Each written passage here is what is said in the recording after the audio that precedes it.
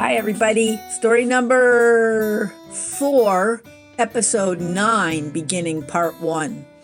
This is the introduction to Taco. He's a sing-song kind of dog. He has a sing-song voice, and we named him, his music name was Luciano Pavarotti because of his sing-song voice. He plays with his toys all the time.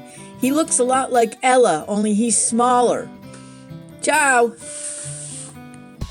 Aroo, aroo, aroo. That's my singing voice. Taco popped out of his mom in full voice. He's coal black with a white chest. He's an apple head. He's smaller than Ella. He could have been Luciano Pavarotti. That is his music name. We call him Taco for short.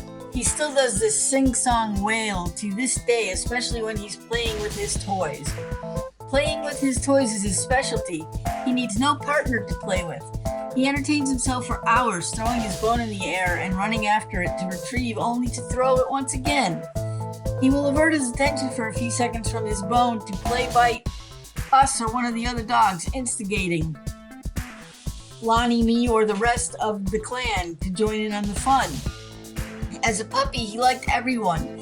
As he's grown older, he's decided people are no good. He will bite a stranger, not in his sing-song playing voice, but in his I'm in a pissed off mood voice. The sing-song is very endearing. He's the true singer of the pack.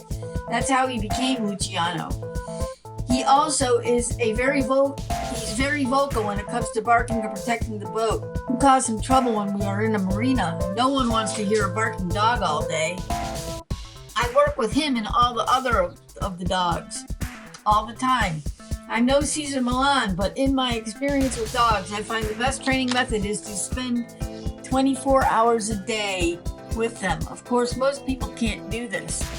Fortunately, I have been able to.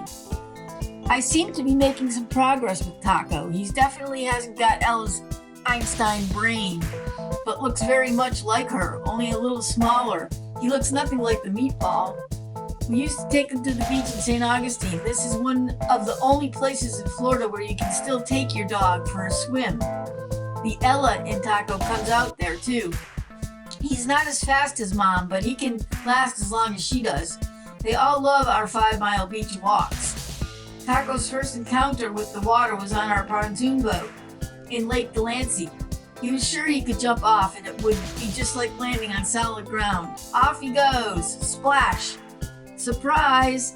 He has become our best swimmer regardless of his intro to the water. The economy by this time had started its precipitous dive towards hell. Finding music jobs was pretty much like pulling teeth.